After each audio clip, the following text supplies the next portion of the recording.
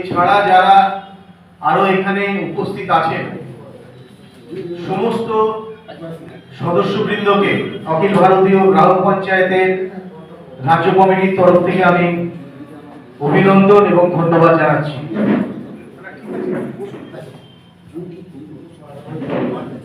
আগামী দিনে এই অখিল ভারতীয় গ্রাম পঞ্চায়েতের টিম আরো বড় হবে এবং যারা আজকে এখানে আছে তাদের মধ্যে অনেকেই এই টিমের সঙ্গে যুক্ত হবেন।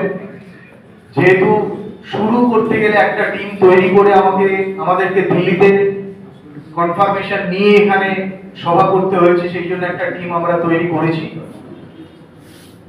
আগামী দিনে যারা মেম্বার, যারা সদস্য হয়েছে, তারা আগামী দিনে এর মধ্যে আসবেন।